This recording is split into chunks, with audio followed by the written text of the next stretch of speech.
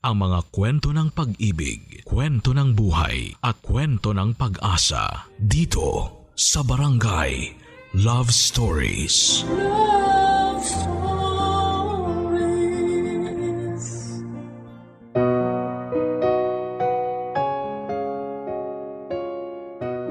Wala raw paboritong anak ang isang magulang. Palagi raw na pantay-pantay ang pagmamahal nito para sa mga anak. Kung may mas nabibigyan man sila ng atensyon, yan ay dahil palaging may malakas at mahina pagdating sa mga magkakapatid. Pero sa huli, palaging ginagawa ng isang magulang ang lahat para maging pantay-pantay ang pagmamahal na ibinibigay sa mga anak.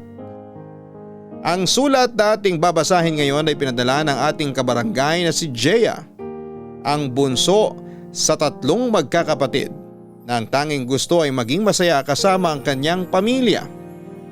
Palagi niyang ginagawang lahat ng paraan na alam niya para maging masaya kahit na madalas na mali yon sa paningin ng iba. Pakiramdam niya minsan ay wala na siyang kakampi sa mundong ginagalawan niya.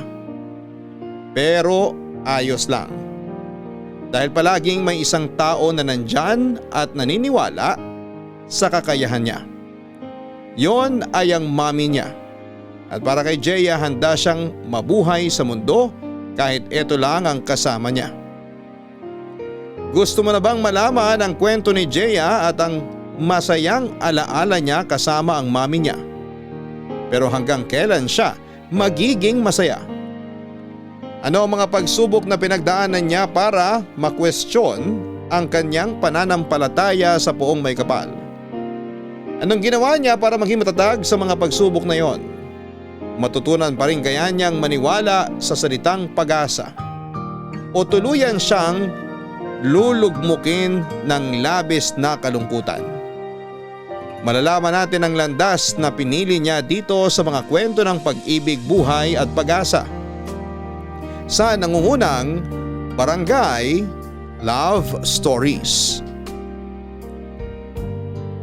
Dear Papa Dudut, ang sabi nila, kailanman ay hindi matutumbasan ang pagmamahal ng isang ina.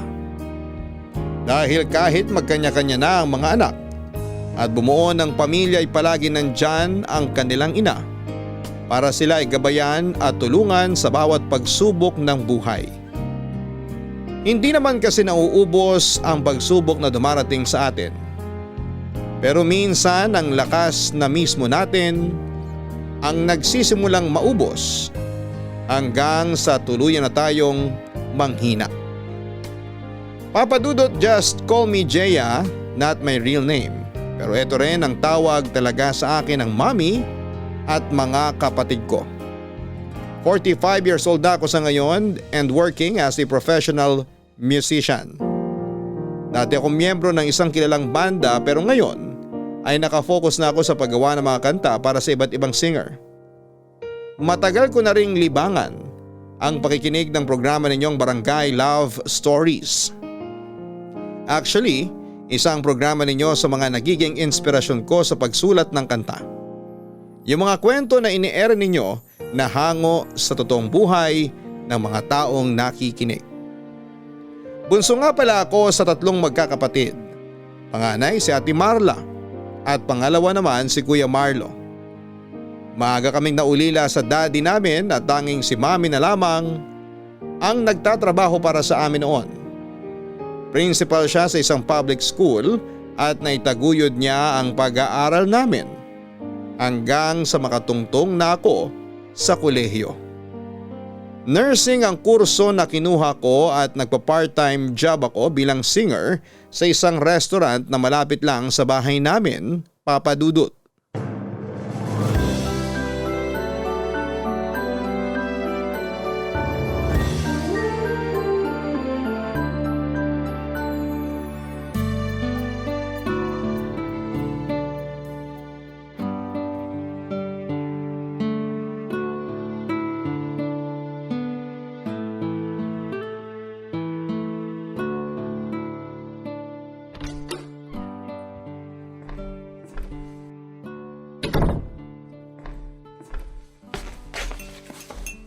Hi, Mommy!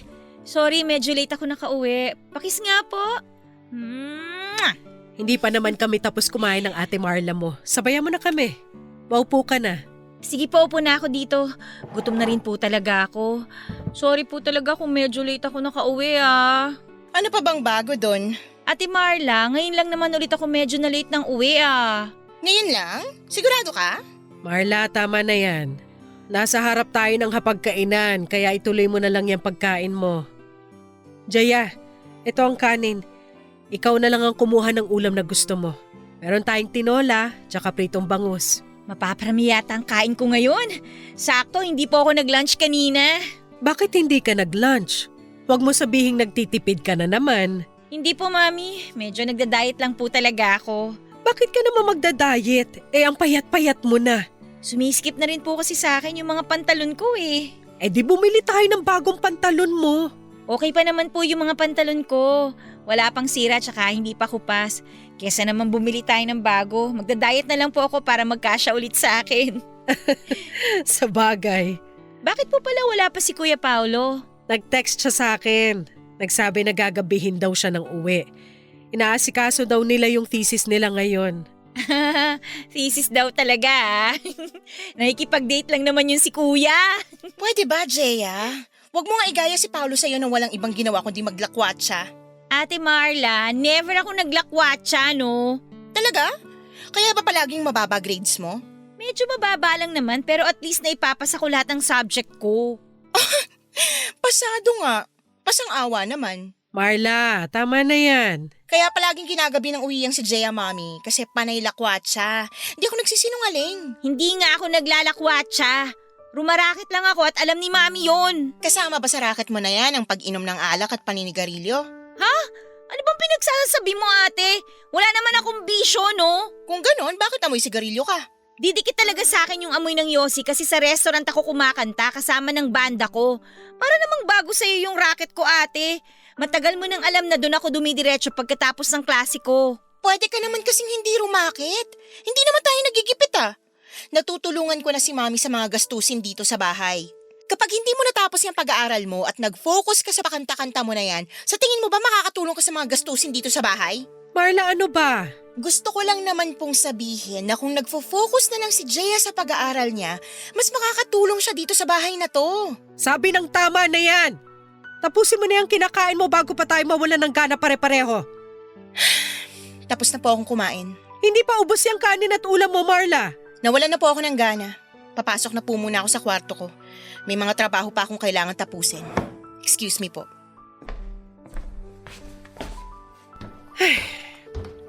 Pagpasensyahan mo na lang muna ang ate mo. Pagod lang yun sa trabaho. Kahit naman po hindi siya pagod sa trabaho, alam ko naman na disappointed siya sa akin. Hindi disappointed sa iyong ate mo. Nagkataon lang na magkaiba kayo ng hilig sa buhay. Ganun naman talaga yun, di ba? Hindi tayo pare-pareho ng hilig kaya may mga bagay tayong hindi pinagkakasunduan. Basta, palagi akong proud sa lahat ng ginagawa mo. Maniwala ka.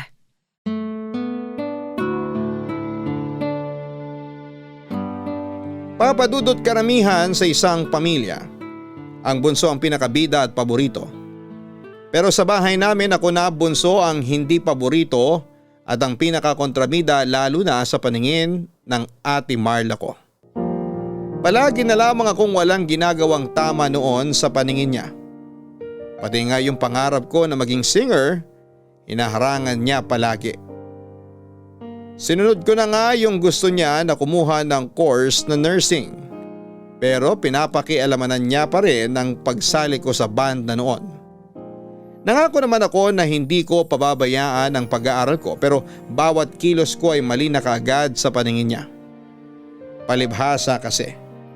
Graduate siya na magna cum laude at naging successful na arkitekto para mataas ang tingin niya sa sarili. Si Kuya Paulo naman ay palaging walang komento kapag may mga oras na nagtatalo kami ni Ate Marla. Siguro kasi ayaw niya na sa kanya mabaling ang sermon ng ate namin. Mabuti na lang talaga sa kabila ng pagiging kontrabida ni Ate Marla sa buhay ko. Nandun si Mami na palaging tagapagtanggol ko at #1 supporter sa pagkanta ko. Sabi nga niya kay daddy ko raw na Mana ang galing sa pagkanta. Yun din daw ang dahilan kung bakit na in love siya kay daddy noon.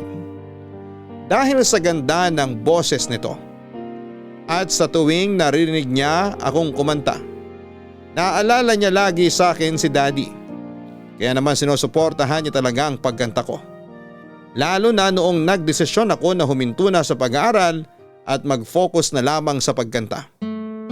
Kasunod noon ay ang pag-alis sa bahay namin para tumira sa isang apartment kasama ang kabanda ko.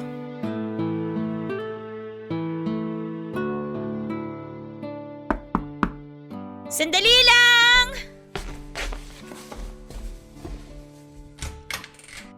Oh, Mami! Good morning, anak. Good morning, Mami. Pasok po kayo. Salamat. Ang aga niyo naman po yatang napadaan dito sa apartment namin. Wala kasi akong ibang lakad ngayon, tsaka namimiss na kita. Ito nga at may dala kong almusal para sa'yo.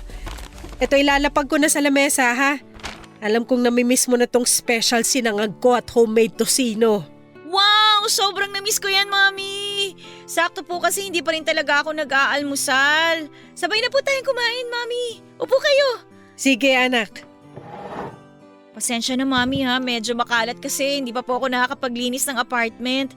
Kaalis lang din po kasi nung kabanda ko para umuwi sa bahay nila eh. Hindi naman masyadong makalat dito kung tutuusin. Pero medyo tanghali na. Bakit hindi ka pa nakapag-almusal? Katatapos ko lang din po kasi maglaba.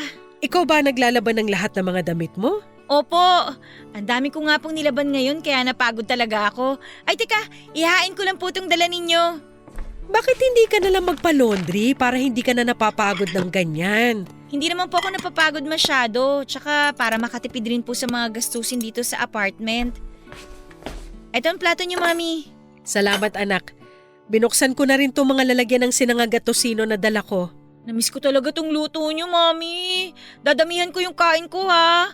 Pagsasabayin ko na rin yung almusal at tanghalian para 2-in-1 na. Kailangan mo talagang kumain ng marami kasi ang laki ng pinayat mo mula nung lumipat ka rito. Talaga po ba? Pumayat na ako? Oo! Masyado mo na yatang napapabayaan ang sarili mo eh. Hindi naman po. Medyo stress lang din po kasi sunod-sunod yung gig namin eh. Mukhang hindi ka na nakakapagpahinga ng maayos, Jeya.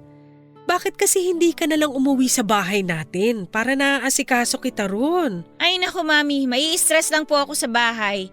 Alam niyo naman po na hanggang ngayon, inis pa rin sa akin si Ate Marla kahit 1 taon nang nakalipas mula nung huminto ako sa pag-aaral. Palagi lang ring mainit ang ulo niya dahil sa trabaho. Baka ang ibig niyong sabihin, palaging may init ang mata niya sa akin kasi lahat ng ginagawa ko mali sa paningin niya. Kaya ang dami niya kagad puting buhok eh. Masyado kasi siyang seryoso sa buhay. Yayain niyo nga po mag-zumba para mag-enjoy naman siya kahit papano. Huwag kang mag-alala. Gagawin ko yung suggestion mo. Yayayain ko siya sa susunod na linggo para naman makapag-exercise din siya. At para po hindi na madagdagan ng wrinkles niya sa muka, mas matanda na nga po siyang tingnan sa inyo, Mami. Uy, grabe ka na sa ate mo. Di, nagsasabi lang naman po ako ng totoo. Ay, Mami, alam niyo ba, may isang talent manager na kumausap sa amin nung isang araw. Balak niya raw pong ilakad kami sa isang sikat na recording company. Talaga? Naku, nakakatuwa naman yan. Sobra po talaga, Mami. Kapag nagtuloy-tuloy po to, magkakaroon kami na mas maraming racket, sponsor, tsaka mga out-of-town gig. At sisikat ka na, Jeya! Makikilala ka na ng mga tao sa iba't ibang parte ng Pilipinas. Malayo pa po yan, Mami. Ramdam ko na malapit nang mangyari yun.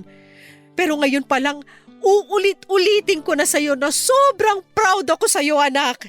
Salamat po. Salamat po kasi lagi kayong nandyan para sa akin. Aba, syempre naman. Ako yata ang #1 fan ng anak kong mahusay kumanta.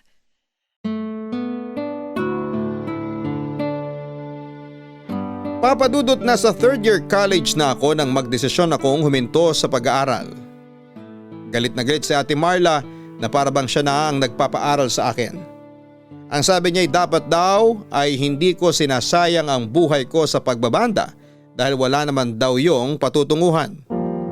Pero nang mga panahon na yon, desidido na talaga ako kasi hindi na talaga ako nag-i-enjoy na mag-aral lalo na sa kursong hindi ko naman gusto. Yun din ang dahilan kung bakit umalis na ako sa bahay namin. Nung una ay sobrang nanibago at nahirapan talaga ako na mag-adjust. Yun kasi ang unang pagkakataon na umalis ako sa bahay namin para mag-solo. Tapos sanay pa ako na palaging inaasikaso ni Mommy.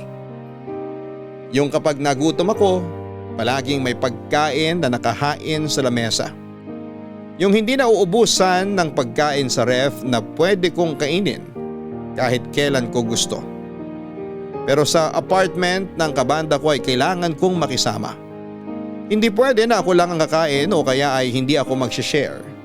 Tapos magkaiba rin kami ng ugali kaya kailangan talaga na makisama. Pero mas okay na yon. Kesa naman doon ako sa bahay namin na palaging mali ang ginagawa ko sa paningin ni Ate Marla.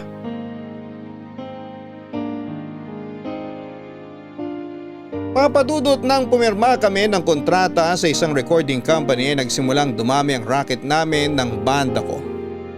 Hindi naman kami sobrang sikat pero na-experience namin ang lumabas ng ilang beses sa mga sikat na TV show. Halos nalibot na rin namin ang buong Pilipinas at nagkaroon din kami ng chance na makatugtog sa ibang bansa. Halos may kanya-kanya na rin kaming buhay noon ng mga kapatid ko. Ang kuya Paulo ko ay may asawa at anak na kaya nakabukod na ng bahay. Si Ate Marla, engaged na noon sa long-time boyfriend niya at madalas na doon tumutuloy sa bahay nito na malapit sa pinagtatrabahuhan niya. Si Mommy naman ay nag-retire na sa pagiging principal niya sa public school. Kaya madalas na nasa bahay na lamang siya. Naging mga busy na talaga kami noon lalo na sa pagkayod para sa mga sarili namin. Hindi naman kami naghihirap, Papa Dudut, pero siguro may gusto lang kaming patunayan sa mga sarili namin. Na kaya naming mabuhay nang hindi umaasa sa ibang tao. Kaya naman papadudod sa ilang taon na lumipas ay masasabi ko na halos umikot ang mundo namin nang magkakalayo sa bawat isa.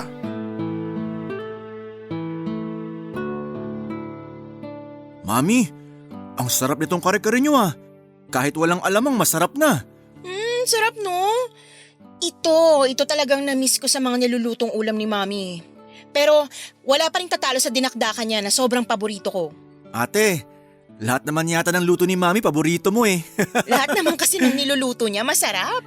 Ayan, namimiss niyong luto ko pero ako hindi masyado. Siyempre kasama na kayo doon.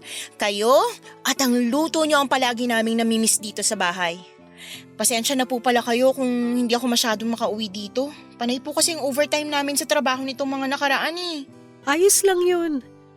Bakit nga pala hindi mo sinama boyfriend mo rito sa bahay para nakasabay natin siya mag-dinner? Nako, mas busy pa po yun sa akin. Sinubukan kong kulitin pero hindi po niya talaga maisingit sa oras niya eh. Parehas talaga kayong workaholic ng boyfriend mo ate, no? Mas workaholic yun sa akin. Swerte na nga makalimang oras ng tulog yun sa gabi kasi hanggang sa bahay, dinadala niya mga trabaho niya.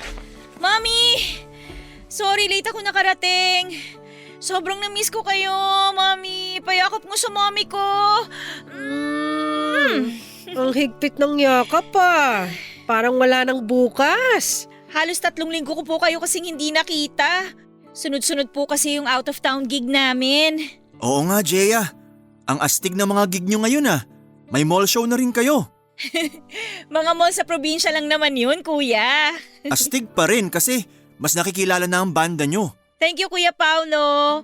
Teka, nasan pala ang asawa at 2 anak mo? Hindi sila nakasama ngayon kasi umuwi dun sa bahay ng biyenan ko. Biglaan din kasi ang pag-invite ni Mami ng dinner dito sa bahay. Sayang naman. Namimiss ko na rin kasing kulitin yung mga anak mo. Maupo ka na, Jaya. Sakto kasi kakasimula lang din namin kumain. Sorry po kung ako na naman ang pinaka-late na dumating. Ang traffic po kasi talaga eh. Ano pa bang bago doon? Ikaw naman palagi ang pinaka-late kapag may family dinner tayo. Palibhasa, wala ka kasing pagpapahalaga sa oras ng ibang tao. Hindi ba pwedeng na traffic lang ako sa EDSA? Bakit napunta na sa pagpapahalaga sa oras ng iba? Alam mo namang laging traffic sa EDSA, bakit hindi ka nag-adjust ng oras mo? Ang hirap kasi sa'yo, wala kang pakialam sa mga taong naghihintay sa'yo.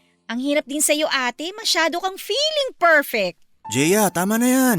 Eh kasi naman tong si Ate Marley, palagi na lang feeling perfect. Nakakainit ng ulo. Pagod na nga yung tao kung ano-ano pang maririnig ko. Ikaw lang bang pagod? Galing din kami sa trabaho ni Paolo pero hindi kami na-late sa call time ni Mami para sa dinner na to.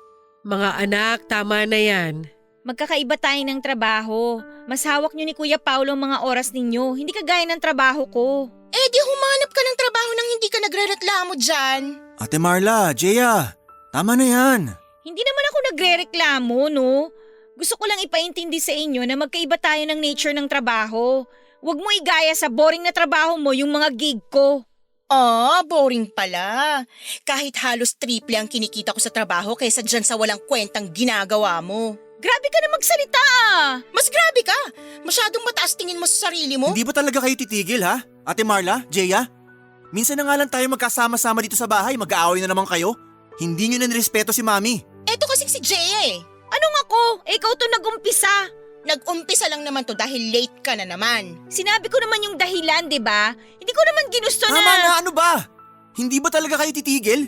Hindi na kayo nahiya kay Mami. Gusto ko lang namang ipaintindi kay Jeya kung anong mali sa ginagawa niya. Mali sa paningin mo, ate. Sa paningin mo lang. May sakit ako. Stage 3. Glioblastoma. Isang uri yun ng brain cancer. At yun ang dahilan kung bakit inimbita ko kayo rito sa bahay para magkasama-sama tayong 4. Kaya sana, ibigay nyo na sa akin ang oras na to para magkaroon tayo ng masaya at matiwasay na hapunan.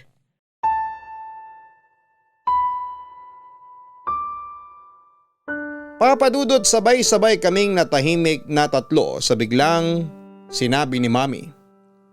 Kaagad na nanikip ang dibdib ko nang marinig ko ang sinabi niya tungkol sa sakit niya. Hindi ako makapaniwala lalo na noong mahinahon niya pa yung sinabi sa amin. Una, ang rehistro sa utak ko ay nagbibiro lamang si Mami. Gusto ko talagang isipin na biro lang ang lahat. Pero kilala ko ang nanay ko.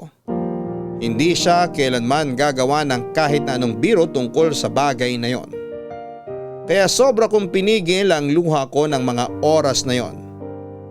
Nag-guilty rin ako kasi inisip ko na dapat ay hindi ako na late sa dinner namin na yon, Papadudot. Na dapat ay mas inagahan ko pa ang uwi sa bahay dahil minsan lang kaming imbitahan ni Mami na kumain ng sabay nang walang kahit na anong okasyon. At dapat ay nagtimpi na lamang ako para hindi kami nag-away ni Ate Marla. Doon ko lang na-realize kung bakit madalas akong tawagan o i-text ni Mami para kumustahin noon. Akala ko ay nami-miss niya lamang ako kaya niya ginagawa yon. Yun pala ay may iba na siyang mas malalim na kadahilanan. Pero pagkatapos ng gabi na yon ay hindi na kami nag-aksaya pa ng oras. Sinamahan namin si Mami sa mga follow-up check-up niya hanggang sa magsimula na ang chemotherapy niya. Wala namang problema sa pera dahil kaya naming mag-share para sa mga gastusin. Dahil ako ang pinakamadalas na out of town, ang ginagawa ko na lang para makabawi kahit papaano ay palagi akong tumatawag pagkatapos ng mga gig ko para kumustahin si Mami. Pero Papadudot, sa oras na matapos ang gig ko, kahit saan mang lugar ako naroon, sinisikap ko na dumiretso uwi sa bahay namin para puntahan si Mami.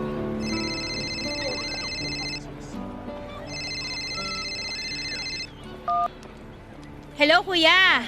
Jeya, tumatawag ka ba kanina? Nakita ko kasi na may missed call ka sa phone ko. Oo, kuya. Tumawag ako kasi pauwi ako ng bahay. Itatanong ko sana kanina kung anong gusto ni Mami na merienda. Pero nung hindi ka sumasagot, bumili na lang ako ng ginataang bilo-bilo. Sakto. Favorite ni Mami yan. Oo nga, kaya nga nung nakita ko, bumili kaagad ako. Uy kuya, kasama mo ba mga bata dyan sa bahay? Naku, wala ako sa bahay, Jeya. Akala ko nasa bahay kayo ngayon. Nabanggit mo kasi na matutulog kayo kagabi sa bahay para may kasama si Mami doon, di ba? Umalis din kami pagkatapos namin mag-dinner. Maaga kasi ang schedule ng dentist itong mga bata, kaya hindi na kami natulog doon sa bahay. Sabi naman ni Mami okay lang daw kahit umuwi na kami ng mga bata. Nako, kung alam ko lang na hindi kayo matutulog dun, sana pala pinilit kong umuwi kagabi. Si Ate Marla ba, sinamahan si Mami kagabi? Hindi ko sure eh. Pero baka naman maaga siyang umuwi kanina. Kung hindi lang magkakasunod yung mga gig namin, masasamahan ko sana ng mas matagal si Mami eh. Kahit ako na lang para hindi na rin kayo maobliga tsaka hindi na maabala ang mga sked nyo. Pasensya na kasi kinailangan talaga naming umalis ng bahay kagabi kasi kasama ko ang mga bata. Jeya, kailangan ko na palang ibaba tong tawag kasi paalis na rin kami ng mall ng misis ko at mga anak namin. O sige kuya, nasa tapat na rin naman ako ng gate ng bahay natin. Papasok na rin ako sa loob. Mag-iingat kayo ha.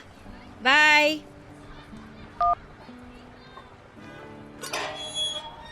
Sana nasa loob ng bahay si Ate Marla para naman may kasama si Mami. Mami! Nandito na ako! Jeya, nandito ako sa kusina. May dala akong ginataang bilo-bilo. Lagay ko na dito sa lamesa ha. Mami, anong ginagawa nyo? Naglilinis ako ng lababo pero patapos na rin naman ako rito. Magbabanlaw na nga sana ako ng mga kamay nang dumating ka. Pero bakit kayong gumagawa niyan? Sino ba ang dapat na gumawa nito? Wala naman akong kasambahay dito. Ayaw nyo naman po kasing ikuha namin kayo ng kasambahay na makakasama dito sa bahay eh. Hindi ko rin naman kailangan pa ng ibang tao na makakasama rito. Nasaan po ba si Ate Marla? Di man lang kayo tinutulungan sa paglilinis sa lababo. Sa Lunes pa raw siya makakauwi dito sa bahay. Kasi nasa Batangas siya hanggang Linggo para sa seminar nila sa trabaho. Sana po hinintayin nyo na lang ako para ako na po ang gumawa niyan. Anak, alam kong may sakit ako pero hindi ako baldado. Naigagalaw ko pa lahat ng parte ng katawan ko. Kaya hindi mo kailangan na mag-alala sa akin ng ganyan. Ayoko lang po kasi na masyado kayo napapagod, Mami. Tsaka madalas ba talaga na wala kayong kasama dito sa bahay? Medyo. Kasi syempre, busy na rin ang Kuya Paolo mo sa pamilya niya. Si Marla naman, kakapromote lang sa trabaho kaya hinahayaan ko na lang din na hindi muna umuwi dito sa bahay. Nahihirapan kasi siya sa biyahe. Kapag dito pa siya nanggagaling papunta sa opisina niya. Pero ayos lang naman ako anak. Huwag mo ako masyadong alalahanin. Ay, hindi na po talaga ako masyadong mag-aalala sa inyong mula ngayon, Mami. Kasi uuwi na po ulit ako dito sa bahay natin. Dito na po ulit ako titira. Para kahit naman papano, tuwing wala akong trabaho, may kasama kayo dito.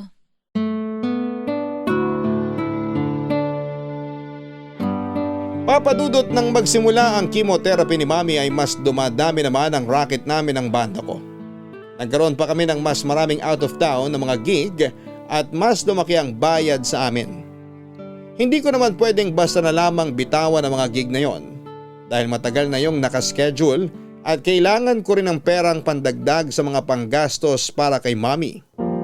Pero sinisigurado ko na palagi akong tumatawag kay Mami Papadudot. Hindi ko inaasahang madalas pala na walang kasama si Mami sa bahay na labis kong pinag-alala. Sa ganong kalagayan niya hindi pwedeng palagi siyang mag-isa lalo na't may mga oras na bigla siyang nahihilo.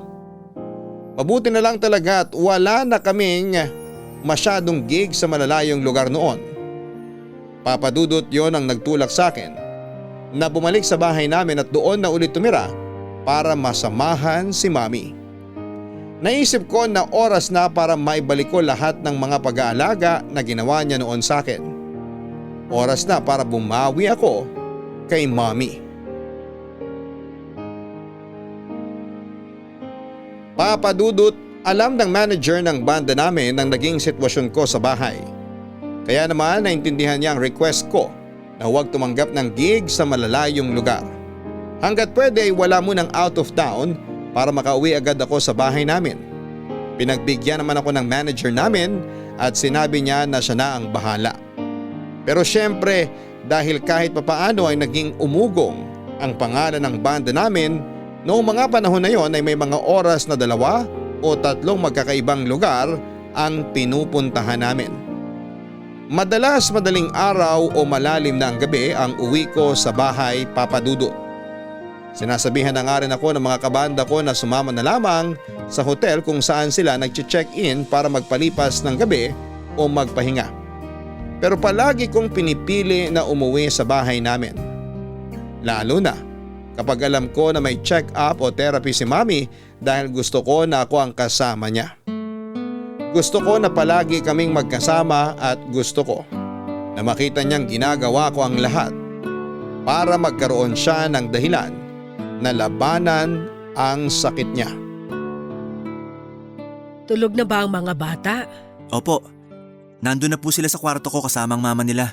Mukhang napagod ang asawa mo sa pagluluto kanina. Nako, hindi po. Sanay naman po yun na magluto. In fairness ang sarap ng embutido na ginawa ng asawa mo. Special recipe niya talaga yon. At kapag may handaan sa bahay nila, yung embutido na gawa niyang kauna-unahang nauubos. Mukhang kailangan ko na magpaturo sa kanya kung paano gumawa ng embutido. Kakaiba talaga yung lasa na gawa niya, ang sarap.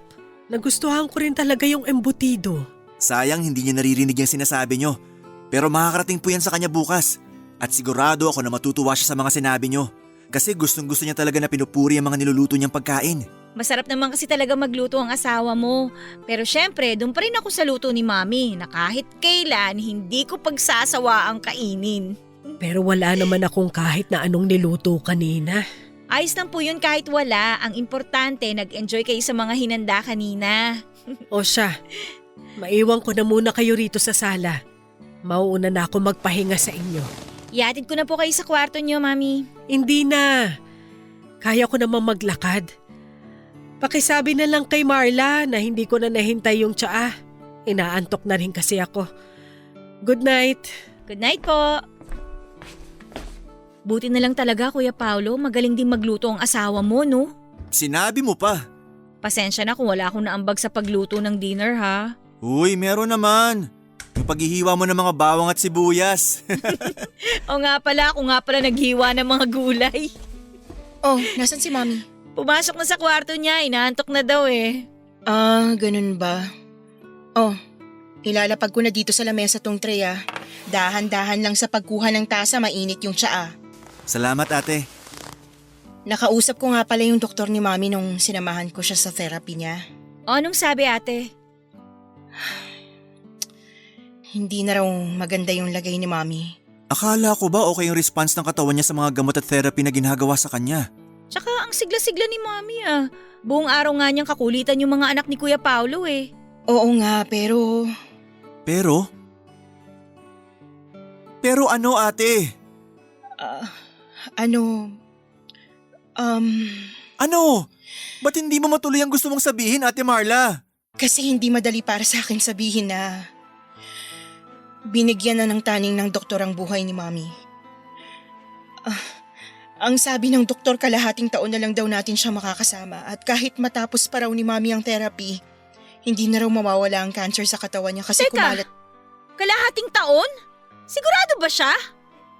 Oo, kaya mas mabuti pa raw kung ititigil na lang natin yung gamutan kung gusto nating ma-enjoy pa niya ang natitirang mga oras niya. Eh paano naman nakasiguro yung doktor sa taning niya?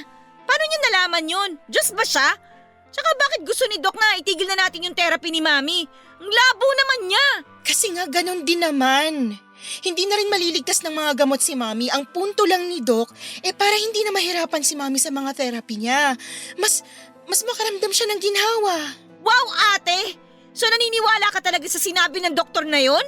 Hindi naman sa ganon. Kaya lang, ayoko na rin sanang mahirapan si Mami. Kaya… Hindi natin ititigil ang therapy ni Mami.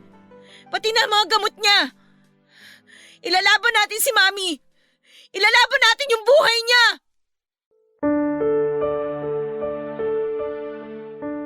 Papadudod sa bawat therapy ni Mami ay never kong narinig sa kanya na nahihirapan na siya.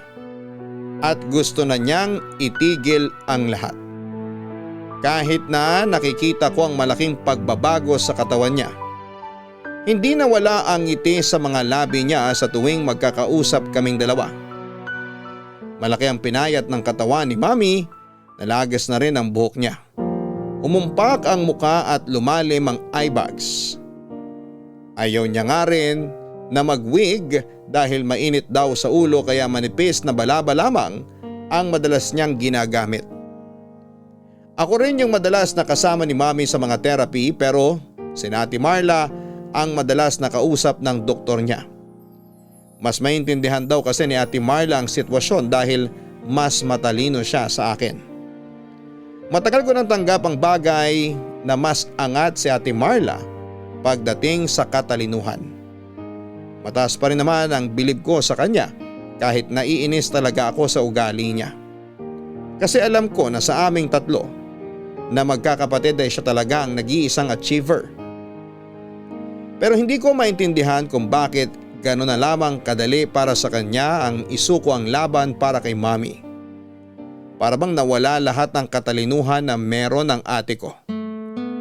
Hindi ko talaga inaasahan na sa kanya ko pa unang maririnig na hindi na namin dapat ilaban pa si Mami.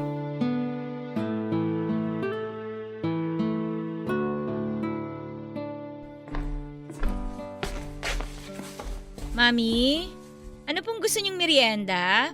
Hindi pa naman ako nagugutom, anak. Sigurado po kayo? Oo, busog pa naman ako. Naparami ang kain ko kaninang tanghalian natin. Nakakatuwa nga po, ang dami niyong nakain kanina. Sabihan niyo lang ako kung anong gusto niyong kainin mamaya pag nagutom kayo, ha? Sige, sabihan kita agad. Ano po palang ginagawa niyo? Halika, Jeya. Tabihan mo ako dito sa sofa. Samahan mo ako na tignan ng mga to. Ano po ba yan, Mami? Nakita ko kasi sa kwarto kanina tong maliit na photo album. Sobrang luma na yan, Mami, ah. Oo, field trip pa to ng mga kapatid mo. Noong nasa elementary sila. Sinama ka namin. Ay, naalala ko po tong isang picture na to, Mami. Yan, yung nasa butterfly garden tayo. Oo nga po. Tapos, palagi akong sinusundan ng mga paru-paro. Kayong dalawa ng Kuya Paulo mo ang palaging sinusundan ng mga paru-paro nung nandun tayo. Nung una nga po natatakot ako pero nung matitigan ko yung paru-paro, ang gaganda po pala talaga nila. Lalo na yung mga kulay, ang titingkad. Tignan mo tong picture na to, oh. Kuhang-kuha ang pagkamangha nyo sa mga paru-parong nakadapo sa mga kamay nyo ni Paulo. Tuwang-tuwa ako na kunan kayo ng mga picture noon. May picture din po tayo ditong 4 na magkakasama. Ang ganda po ng mga ngiti natin dyan, oh. Mukha tayong masaya lahat sa picture na yan. Kahit 6 na buwan pa lang ang nakakalipas, mula nang mawala ang daddy mo. Oo nga po, Mami. Kaya wala na rin po akong masyadong maalala tungkol sa kanya. Alam mo, sa totoo lang, namimiss ko na ang daddy mo, anak. Sigurado nga matutuwa yung kapag nagkita na kami ulit. Mami, ano ba naman yung sinasabi niyo? Hindi pa po kayo magkikita ni Daddy. Matagal pa po namin kayo makakasama.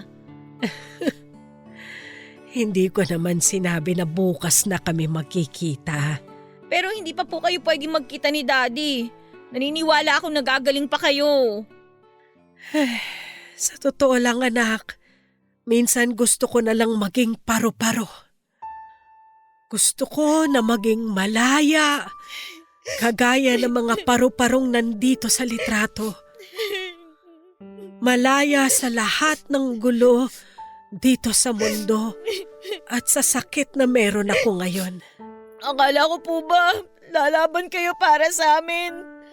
Akala ko po lalaban kayo para sa akin. Yun naman ang ginagawa ko ngayon, anak. Lumalaban pa rin ako pero nahihiya na kasi ako sa inyo. Nararamdaman at nakikita ko kasi na napapagod na rin kayo sa pag-aalaga sa akin. Hindi kami napapagod, Mami. Wala napapagod sa amin. Ayoko nang maging pabigat sa inyo. Kahit kailan, hindi po kayo naging pabigat sa amin. Pero Jeya, Basta po, Mami, lumaban po kayo. Please. Lumaban kayo kasi pilit kaming lumalaban para sa inyo. Lalo na po ako. Ayoko pong mawala kayo sa akin. Hindi ko kakayanin. Please, Mami, mag-promise kayo. Mag-promise kayo na magpapagaling kayo. promise anak, lalaban ako hanggat kaya ko.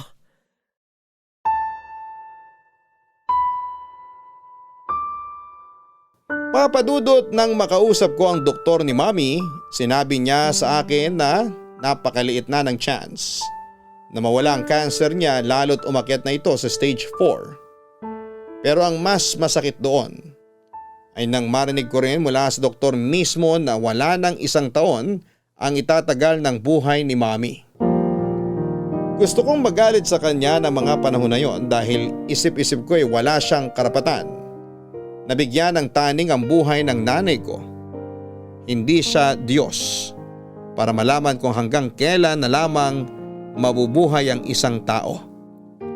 Isa pa'y malakas ang loob ni Mami na nakikita ko sa kanya na gusto niya pa ring lumaban para makasama kami ng mga anak niya. Gusto niya na makita ako na inaabot ang pangarap ko. Nang magkakwentuhan nga kami ni Mami tungkol sa mga litrato sa photo album na hawak niya, bumalik sa alaala ko ang lahat ng pag-aalaga na ginagawa niya sa akin noon. Ang pinakapaborito ko sa lahat ay nang ipasyal niya kaming magkakapatid noong mga bata pa kami sa isang butterfly garden. Kalahating taon pa lang noon ang nakakalipas mula nang mamatay si Daddy at may lungkot pa rin sa puso ko ng mga oras na yon. Pero sinabi ni Mami na naging paru-paro na raw si Daddy, na malaya sa lahat ng sakit na meron siya noon. Sinabi niya na nasa masayang lugar na raw si Daddy at lumilipad na parang isang paru-paro. Pero Papa Dudut, nang mga oras na kausap ko si Mami habang hawak niya ang photo album, alaala ng masayang kabataan ko, nangako ako sa sarili ko na hindi ko siya bibitawan hanggat kaya ko.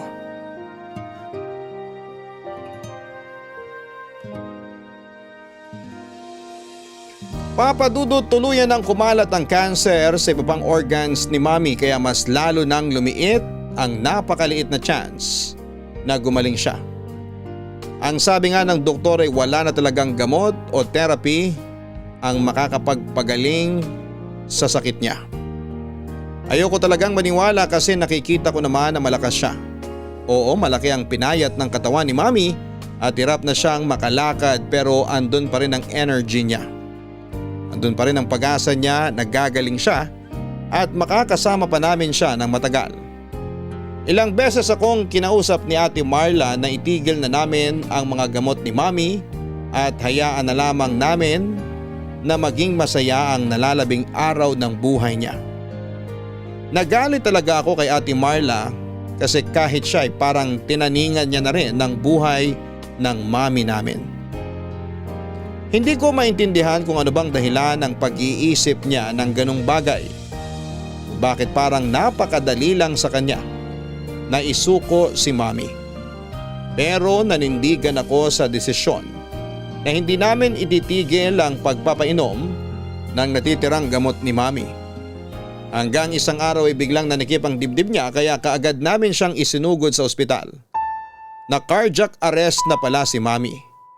Nailigtas ng mga doktor ang buhay ni Mami kaya lang ay na-comatose naman siya, Papa Dudut.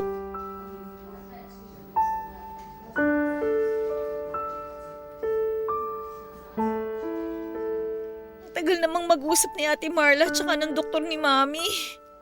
Kanina pa tayo dito sa labas ng ICU Kumalma ka lang, Jeya. Paano ako kakalma kung alam nating comatose na si Mami? Pero hindi rin naman makakatulong kahit magwala pa tayo dito. Alam mo yan, Jeya. Kaya wala tayong ibang magagawa kundi piliting ikalma ang mga sarili natin. Natatakot kasi ako, Kuya Paolo Natatakot ako na baka mawala na sa atin si Mami. Hindi ko pa kaya. Ayoko pa. Hindi mangyayari yan, Jeya. Sabi ni Mami nung last dinner na magkakasama tayo, lalaban siya para sa atin ang mga apo niya. Kaya alam ko na lalaban pa rin siya hanggat kaya niya. At kailangan na matatag tayo sa oras na magising siya. Kailangan na matatag ka, Jeya. Oo, Kuya. Magiging matatag ako para kay Mami. Lumabas na si Ate Marla at ang doktor. Palapit na rin si Ate Marla dito sa atin. Salubungin na natin siya. Sige, Kuya. Ate Marla, anong sabi ng doktor? Ang sabi ng doktor, kumalat na talaga ang cancer sa utak ni Mami. Pero magigising pa naman siya, di ba? Ah, Ate, ano? Bakit hindi ka magsalita? Magigising pa naman si Mami, di ba? Makakausap pa natin siya. Makakasama pa rin natin siya, di ba? makina na lang ang dahilan kung bakit humihinga pa si Mami ngayon at kapag nagdesisyon tayo na itigil ng... Anong ititigil? Anong desisyon? Wala tayong dapat na itigil, Ate Marla. Tsaka bakit ba ayaw mo sagutin yung mga tanong ko? Kasi alam ko namang alam mo na kung anong mga sagot sa tanong mo, Jeya. Sobrang liit na lang ng chance na magising si Mami. Pero may chance pa rin! May chance pa rin na magising pa rin si Mami! At hindi ko bibitawan ng chance na yon! Ate Marla, kung tungkol sa mga gastusin dito sa ospital, pwede naman natin pagtulong-tulungan yun, di ba? Kakayanin natin i-cover lahat ng gastusin dito! Tapos ano? Pahihirapan na naman natin si Mami. Si Mami ang nagsabi sa atin noon na gusto niyang lumaban para sa atin. Para mas makasama pa niya tayong lahat. Bakit ba palagi napakadali para sa yung bitiwan siya, ha? Jeya, Ang tigas naman ang puso mo, Ate Marla! Parang hindi ka anak ni Mami para maisip mo na bitawan na lang siya basta-basta! Hindi rin madali sa akin ang lahat, Jeya. Palibasa ikaw, wala ka ng ibang inisip kundi ang sarili mo. Hindi mo ba nakikita kung gaano nahihirapan si Mami para lang lumaban ng dahil sa pangako niya sa atin? Jeya, ang payat-payat na ni Mami. Bago siya makumatos, nahihirapan na siya sa bawat pagkilos at paghinga niya. Pero tinitiis niya lahat dahil lahat kayo pinipilit na ipagpatuloy ang gamutan niya. Ate Marla, Kung ang tingin niyo sa akin matigas ang puso ko na wala akong kwentang anak at utang na loob, ayos lang. Kasi ang gusto ko lang naman, ma-enjoy pa sana ni Mami ang natitirang oras niya sa mundong to nang hindi siya masyadong nahihirapan. Pero wala sa inyong nakaisip nun dahil ang selfish niyong lahat. Pinahirapan niyo si Mami hanggang sa makumatos na siya. Papadudot, aaminin ko na nakakaramdam na rin ako ng pagod ng panahon na yon.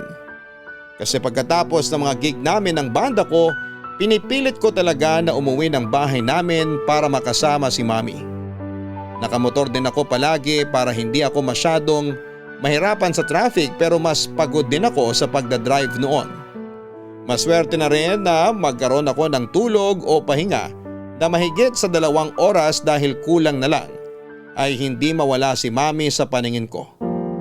Ang mga ngiti niya rin nasasalubong sa akin sa bahay ang nag-iisang dahilan kung bakit at paanong nababawasan ang pagod na nararamdaman ko. Hindi dahilan ng pagod na yon para bitawan ko siya, Papadudot. Kasi sa totoo lang ay para sa akin ay nagsisimula pa lang talaga noon ang career ko. Nagsisimula pa lamang ako sa pagbuo ng pangalan ko at gusto ko na makita ni Mami na hindi ako isang failed daughter, na may narating din ako at hindi patapon ang buhay ko. Gusto kong makita niya kung gaano ka-successful ang bunso niyang anak. Gusto ko pang bumawi noon kay Mami kaya hindi ko siya susukuan. Hindi ako bibitaw hanggat nararamdaman kong lumalaban pa rin siya, Papadudot.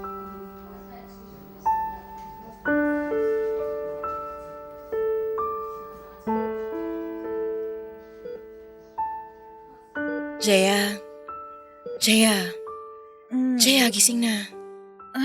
Ate Marla, sorry ah. Nakatulog pala ako dito sa may tabi ni Mami. Kanina ka pa ba? Kadarating ko lang. Gusto mo bang umuwi muna sa bahay para makapagpahinga ka ng maayos? Hindi ate, ayos lang ako dito. Eto nga palang kape, dinalan kita. Salamat. Iinumin ko na lang mamaya. Parehas nga pala kayo ni Mami, pinapalamig muna ang kape bago inumin. Gusto kasi namin na diretso na kagad na maubos yung kape kaya hinihintay muna naming lumamig. Parehas naman kami ni Paolo na namana kay Daddy na kahit nakakapaso pa ang init ng kape, inuunti-unti agad naming inumin. Jaya, alam ko na hindi talaga tayo masyadong close pero mali ka sa iniisip mo na matigas ako. Na matigas ang puso ko. May isang beses kasi na nagkausap kami ni Mami. Ang sabi niya, Napapagod na raw siyang magpagamot. Napapagod na siyang lumaban.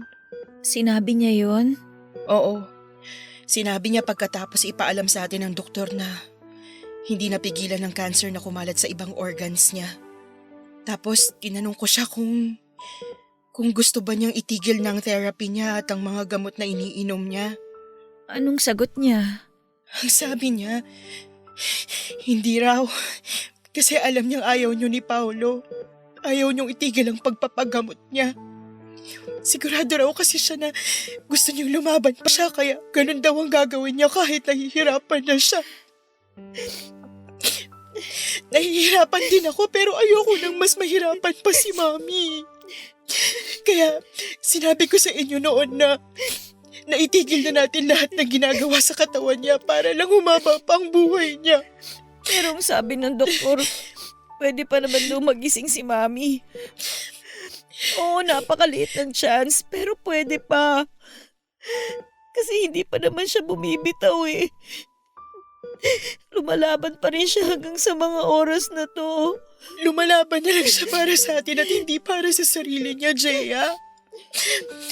Alam ko na nakikita mo na kahit nakangiti ang mga labi ni Mami, nahihirapan na siya. Nahihirapan na si Mami pero hindi siya bumibitaw dahil sa atin. Dahil sa'yo. Hindi naman talaga matigas ang puso ko. Ayoko ring mawala si Mami pero ayoko na siyang mahirapan pa. Gusto ko na siyang magpahinga. Hindi ko alam, Ate Marla. Kasi sa totoo lang, hindi ko alam kung kakayanin kung mawala si Mami. Lahat naman tayo nahihirapan. Pero sana, maisip mo na habang patuloy tayo naghihintay na magising si Mami, patuloy din siyang nahihirapan para sa atin. Jaya, hindi talaga madali to pero baka oras na. Oras na para bumitaw tayo. Hindi, ayoko. Hindi bibitaw. Hindi ko susukuan si Mami. Kung pagod na kayo, sige. Umalis na kayo lahat. Basta ako, ilalaban ko si Mami hanggang sa huli. Sige, lalabas na muna ako para kausapin ng doktor ni Mami. Mami! Mami! Alam ko naririnig mo ako. Alam ko na nararamdaman mo ang higpit ng pagkakahawak ko sa kamay mo. Mami! Sobrang miss na kita. Yung mga yakap mo, mga kwento mo, tsaka yung mga ngiti mo. Mami, gigising ka pa naman, di ba? Kasi babawi pa ako sa'yo eh. Makikita mo pa ako na kumakanta sa mas malaking stage. Makikita mo pa ako na inaabot yung mga pangarap ko. Eto pa lang ako. Nagsisimula pa lang tayo, kaya please, gumising ka na.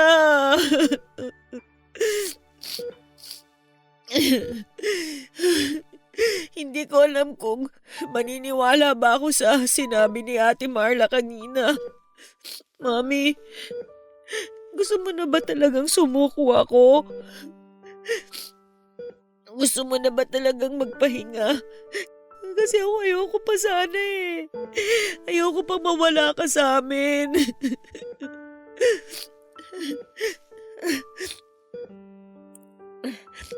Paru-paro? Mami, tingnan mo. May paru-paro dito sa braso mo. Ang ganda ng kulay niya. Sigurado ako matutuwa ka sa kanya kasi...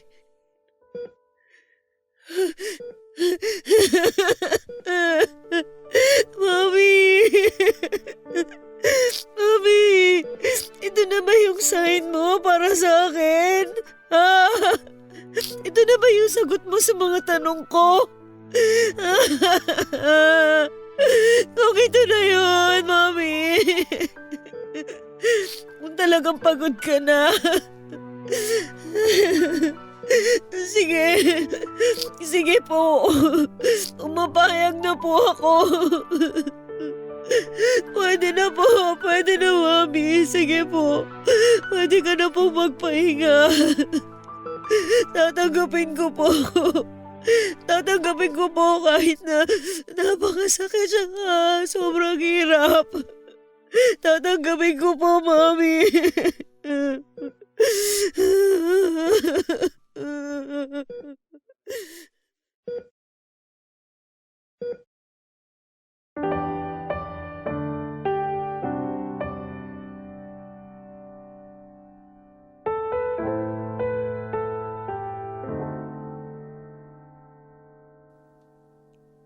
Papa Dudut, wala sa bokabularyo ko noon ang salitang pagsuko sa kalagayan ni Mami. Handa akong ubusin ang savings ko para lamang hintayin na magising siya. Naniniwala kasi ako noon na babalik siya, na magigising siya ulit at makakasama pa namin, kaya ayoko talagang bumitaw. Kahit parang ako na lamang talaga noon ang kumakapit at naniniwala sa bagay na yon. Handa pa rin ako na maging matatag at maghintay na gumaling siya. Pero nang makausap ko si Ate Marla at humingi siya ng sorry pagkatapos niyang magpaliwanag, nagsimula akong maguluhan sa nararamdaman ko. Inisip ko kung dapat ko pa ba talagang ipagpatuloy ang pakikipaglaban para mabuhay si Mami. Kung dapat ko pa bang ilaban ang gamutan sa kanya kahit sobrang liit na ng tsansa na magising siya. Kahit pikit ang mga mata niya, nakikita ko kung gaanong nahihirapan ang katawan ni Mami. Sa dami ng aparatong nakadikit sa kanya ay alam ko na hindi siya komportable kung may malay man siya. Pero gusto ko pa rin siyang ilaban. Gusto ko pa rin siyang makasama ng mas matagal. Pero ang hindi ako sigurado ay kung yun din ba ang gusto niya na mangyari noon. Papa Dudut, humingi ako ng sign kay Mami kung gusto niya na bang bumitaw ako. Gusto ko na maramdaman ko na sa kanya galing mismo na kailangan ko na siyang palayain. Kasi sa totoo lang ay kung ako ang tatanungin ay hindi ko pa kaya. Ayoko pa. Ayoko pa siyang mawala sa buhay ko. Pero nang makita ko ang paru-parong dumapo noon sa kamay niya na lumipad papunta sa kamay ko, yun ang naging sign ko para tuluyan ko na siyang bitawan. Alam ko na sign na yon dahil walang bukas na bintana sa ICU room na pwedeng maging daanan ng paru-paro. At kung paano siyang nakapasok doon ay hindi ko alam. Ang sigurado lamang ako ay sign yon ni Mami para bumitaw na ako sa mahigpit na pagkakakapit ko sa kanya. Papa Dudut, isang araw ang lumipas ay muling na cardiac arrest si Mami. Pero sa pagkakataon na yon ay handa na ako sa susunod na mangyayari. Handa na ang puso ko na bitawan si Mami kahit sobrang hirap. At nang lumabas ang doktor mula sa ICU ay inaasahan ko na ang sasabihin niya na hindi na nila nailigtas pa ang buhay ni Mami, kaya napayakap na lamang ako ng mahigpit kay Ate Marla. Hindi madali para sa akin ang tanggapin ang pagkawala ni Mami. Pero alam ko na pagkatapos niya kaming iwanan, magiging masaya at tahimik na siya. Kasi wala na siyang kahit na anong therapy na kailangan pagdaanan. Wala nang kirot o hirap pa sa mundong ito. At alam ko na magiging masaya at tahimik siya sa oras na makita niyang maluwag na naming tinanggap ang pagkawala niya. Mahigit 2 dekada na rin po ang lumipas mula na mawala si Mami, Papa Dudut. Hanggang ngayon nga ay naluluha pa rin ako habang sinusulat ang kwento ko na ito. May kirot at lungkot na alam kong mananatili na lamang na malalim na peklat dito sa puso ko. Ang mahalaga ay natanggap ko na ang pagkawala ni Mami at sigurado ako na masaya siya kasi natupad ko na ang mga pangarap ko at naging mabuting asawa at ina rin ako na kagaya niya. Maraming salamat po sa pag-ibigay ng oras na mai-air ang kwento ko sa tanghaling ito. At sana po'y nakapag-iwan ito ng aral sa ating mga kabarangay. Ang inyong forever kapuso at kabarangay, Jeya. Maraming salamat Jeya sa pagsulat mo sa aking programa dito sa Barangay Love Stories. Ramdam ko ang lungkot ng ating mga kabarangay na nakapakinig ng kwento mo, pero sigurado ako na malalim ang aral na naiwan mo sa kanila. Ang aral na sadyang maikli ang buhay nating lahat. Kaya dapat na palagi tayong magbigay ng oras sa mga mahal natin sa buhay. Pero anuman ang mangyari sa mga taong nasa paligid natin, kailangan na manatili pa rin tayong matatag para sa kanila at para sa mga sarili natin. Dahil yun din ang gustong mangyari ng mga mahal natin sa buhay, ang magpakatatag tayo habang tayo ay nabubuhay. Hanggang sa muli mga kapuso, ako po ang inyong si Papa Dudut sa mga kwento ng pag-ibig, buhay at pag-asa sa Barangay Love Stories number 1. Sabay-sabay nating pakinggan ang iyong kwento ng pag-ibig, buhay at pag-asa. Ipadala lang sa barangaylovestories@yahoo.com. Nagustuhan ng iyong napakinggan? Ituloy yan via live stream sa www.gmanetwork.com/radio.